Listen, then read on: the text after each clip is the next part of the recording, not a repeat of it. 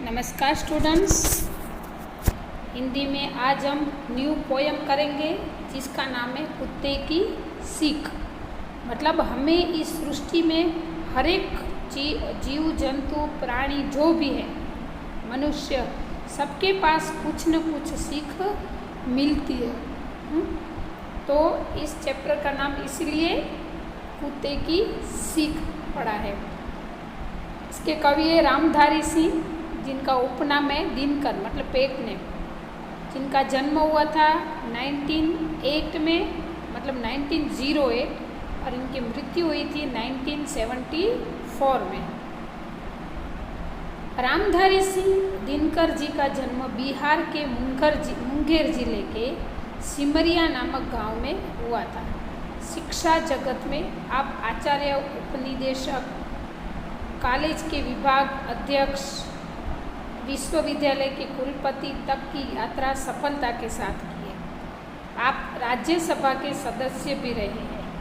इनकी कविताएं राष्ट्र प्रेम, मानव प्रेम की परिचायक है। वे गांधी विचारधारा से प्रभावित थे। प्रगतिशील सामाजिक चेतना के कवि थे। आपको भारतीय ज्ञानपीठ पुरस्कार से सम्मानित किया गया था। ये लेखक के कवि के बारे में थी कि उन्होंने क्या क्या किया।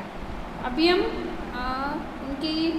उन्होंने कितने लेख लिखे, कितनी कविताएं लिखे, वो सब थोड़ा पढ़ेंगे कि रेणुका, हुंकार, रसवंती, इनके काव्य संग्रह मतलब ये पोयम है सब। कुरुक्षेत्र, रश्मिरथी, उर्वशी जैसे प्रबंध काव्य लिखे हैं। अर्धनारीश्वर, मिट्टी की और तथा रेती के फूल इनके चिंतनात्मक निबंध है। इन्होंने सिर्फ काव्य ही नहीं निबंध भी लिखे हैं। संस्कृति के 4 अध्याय इनके प्रमुख गद्य रचनाएं। मेन उसकी जो रचना है जिसका नाम है संस्कृति के 4 अध्याय। प्रस्तुत काव्य बच्चों के लिए लिखा गया है। कुत्ता और खरहे, खरहा यानी खरगोश, लोमड़ी की कुत्ता और खरहे की कहानी को काव्य के रूप में प्रस्तुत किया गया है। वे इस कथा में यह बताना चाहते हैं कि छोटा या बड़ा, ताकतवर या कमजोर जब अपने प्राणों पर आ जाते हैं तब इनमें विशेष शक्ति का संचार होता है। ईश्वर ने ऐसी शक्ति सबको दी है।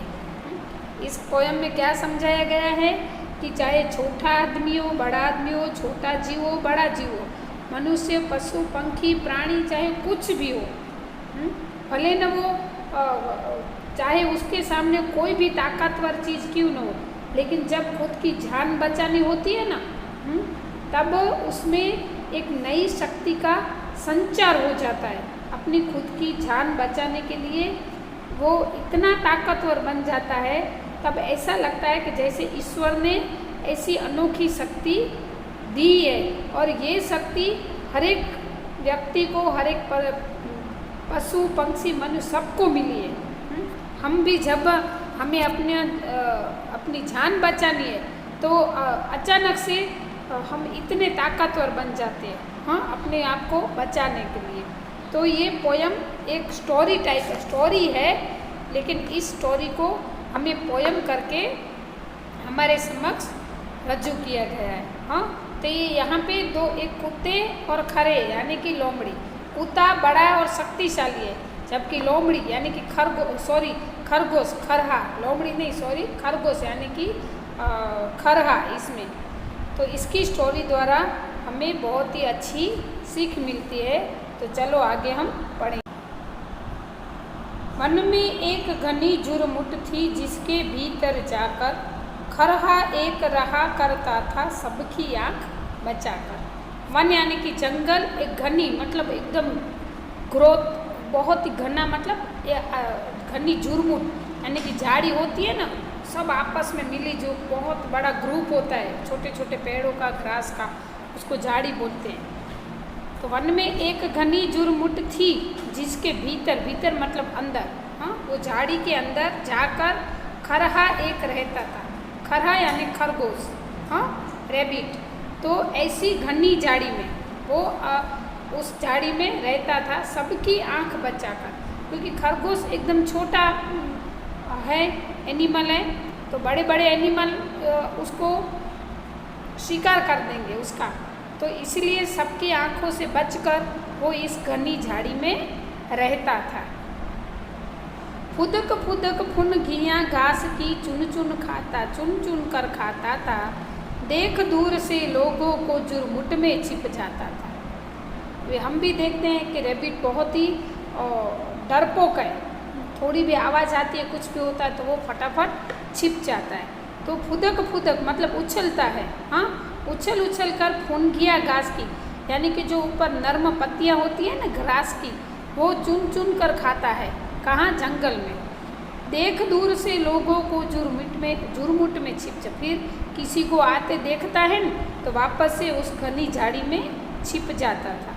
एक रोज आया था उस वन में कुत्ता एक शिकारी, लगा छानने सूंघ सूंघ कर वन की झाड़ी झाड़ी। एक दिन उस वन में एक शिकारी कुत्ता आ गया, हाँ, फिर वो अपना शिकार को ढूंढने के लिए हर झाड़ी को सूंघ सूंघ कर चलने लगा। छानने मतलब ढूंढने लगा कि झाड़ी, ऐसी घनी झाड़ी में से कुछ न कुछ तो मुझे मिल ही जाएगा। आखिर वह जुरमुट भी आई जो खरहे का घर थी, मगर खैर उस बेचारे की लंबी अभी उम्र थी। कुत्ता ऐसे सूंघते सूंघते चलता था तो अचानक से वही जुरमुट आ गई, वही घनी झाड़ी आ गई जिस झाड़ी में खरगोश रहता था। तो ऐसे इसमें ऐसे कहा है कि मगर उस बेचारे की अभी लंबी उम्र थी। किसकी? खरगोश की। वो झाड़ी तो आ गई लेकिन उसकी लंबी उम्र थी, इसलिए क्या हुआ, कुत्ते की जो लगी सांस खरहासो तैसे जागा, देख पीठ पर खड़ा काल को छान लिए वो भागा। कुत्ता जब झाड़ी के पास आता है ना तो उसकी सांस की आवाज़ थी तो वो खरगोश ने पहचान ली। वो सो रहा था, फटाक से जाग गया और उठ गया और उसे पता चल गया कि मेरे पीठ के पीछे, मेरे पीछे काल यानी कि मृत्यु खड़ी है। ये शिकारी कुत्ता अभी मुझे दबोच लेगा और मार तो मेरी जान ले लेगा। झपटा पंजा तान मगर खरहे को पकड़ न पाकर, पीछे पीछे दौड़ पड़ा कुत्ता भी जोर लगाकर।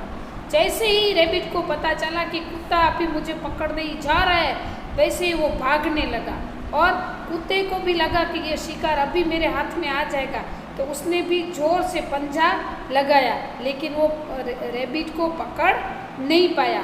फिर क्या हुआ, आगे रैबिट भागता गया, फिर पीछे पीछे कुत्ता भागता गया, हाँ, एकदम जोर लगाकर उसने आक्रमण किया, लेकिन रैबिट उसके पंजे में आया नहीं। फिर रैबिट के पीछे वो उसको पकड़ने के लिए भागा। 4 मिनट तक खुले खेत में रही दौड़ यह जारी, इनमें से आ गई सामने घनी कंटीली झाड़ी।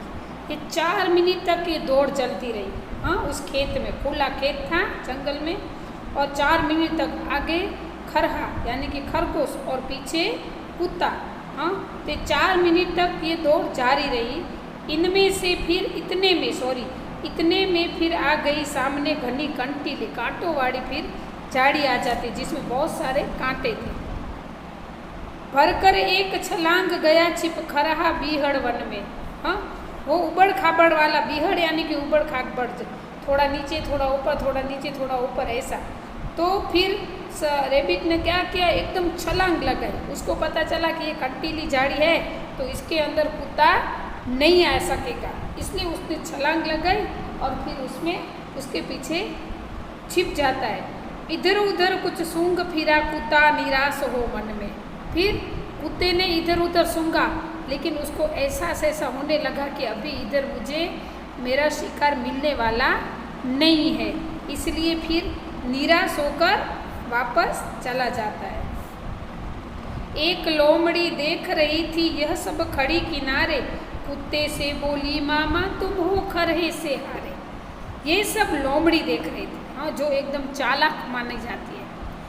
ये पूरी स्टोरी जो हमने पढ़ी वो सब उस जंगल में एक लोमड़ी यानी कि फॉक्स देख रहा था कि ये शिकारी कुत्ता इतना शक्तिशाली, इतना ताकतवर होते हुए भी छोटे खरगोश को पकड़ नहीं पाया। तो उसने क्या किया, उसको बोला, किसको, कुत्ते को बोला कि मामा तुम देखो छोटी सी लोमड़ी खरगोश से हार गए हो, इतनी मोटी देह लिए हो फिर भी थक जाते हो, मन के छोटे जीव जंतु को भी न पकड़ पाते हो। कि इतना बड़ा शरीर है तेरा, हाँ, फिर भी किस काम का, तू इतने छोटे छोटे जीव जंतु को भी पकड़ नहीं पाता हो। कुत्ता हंसा अरे दीवानी तू ना हक बकती है, इसमें है जो भेद उसे तू समझ नहीं सकती है। कुत्ता हंसता है और बोलता है अरे पगली, दीवानी यानी कि पगली पागल, तू नाहक बकती है, मतलब तू व्यर्थ बातें करती है। क्यों? इसमें है जो भेद, मतलब इसमें तो एक रहस्य छिपा है कि मैं उसे क्यों नहीं पकड़ पाया, उस रहस्य को तू नहीं समझ सकेगी। मैं तो दौड़ रहा था केवल दिन का भोजन पाने, लेकिन खरहा भाग रहा था अपनी जान बचाने। क्यों हार गया? क्योंकि मैं तो सिर्फ भोजन के लिए भागता था, लेकिन खरहा खुद की जान बचाने के लिए भागता था, इसलिए मैं उससे हार गया। कहते हैं सब शास्त्र कमाओ रोटी जान बचाकर, पर संकट में प्राण बचाओ सारी शक्ति लगाकर। कि सब शास्त्र में भी ऐसा कहा गया है, हमारे जितने धर्म ग्रंथ हैं, जितने पुस्तकें हैं, सब में ऐसा कहा गया है कि सब आप रोटी कमाओ अपनी जान बचाकर, मतलब पैसे कमाओ जान बचाकर, लेकिन जब हमारे प्राण संकट में हो ना तो पूरी शक्ति लगानी चाहिए। कुदरत ने हमें बहुत सारी शक्ति दी है, लेकिन हमें हमारी उस शक्ति को पहचानना है, हाँ, कि मुझ में इतनी शक्ति है। तो इसलिए तो अभी वो तो मैं तो सिर्फ खाने के लिए उसको पकड़ने जा रहा था, लेकिन उसने तो अपने जान बचानी थी। तो ये हमारे शास्त्रों में भी कहा है कि अगर खुद की जान बचानी है तो अपने में जितनी शक्ति है उसको पहचानो और उस शक्ति का उपयोग करो और अपने दुश्मन से अपने आप को बचाओ। तो यहाँ पे इस शक्ति का प्रदर्शन हुआ है। ऐसा ज़रूरी नहीं है कि अगर छोटा आदमी है सामने दुश्मन एकदम ताकतवर है तो भी हम अपनी शक्ति पूरी लगाएंगे तो ताकतवर से ताकतवर दुश्मन को भी हम हरा सकेंगे, हाँ, लेकिन उसका तरीका सही होना चाहिए। तो स्टूडेंट ये बहुत ही अच्छी पोयम है, बट स्टोरी के रूप में पोयम, सॉरी अच्छी पोयम है बट स्टोरी है, हमें पोयम के रूप में दी गई है। आज तो आप सबको बहुत ही मज़ा आया होगा ये सुन के, हाँ, और अच्छे से समझ में भी आ गई होगी। और ये वर्ड मीनिंग आपको दिए हैं वो आपको लिखने ही होंगे। हमेशा हिंदी के पे जब भी वीडियो देख रहे हो तब पेंसिल हाथ में लेकर ही बैठना है, वो हमेशा मैं कहती हूँ, आज भी वही बोलती हूँ, ठीक है। चलो तो ये वीडियो अब हम यहाँ पे पूर्ण करते हैं। अभी नेक्स्ट एक्सरसाइज हम इसकी एक्सरसाइज करेंगे जो हम नेक्स्ट वीडियो में करेंगे। आशा रखती हूँ आप सबको ये पोयम बहुत ही पसंद आई होगी, हाँ। अभी एक काम करना, घर पे अपने मम्मी पापा को ये स्टोरी के रूप में सुनाना, तो उनको भी अच्छा लगेगा और वो भी खुश हो जाएंगे कि आपने वीडियो अच्छे से देखा है और अच्छे से समझा है। ठीक है बच्चे, चलो बाय।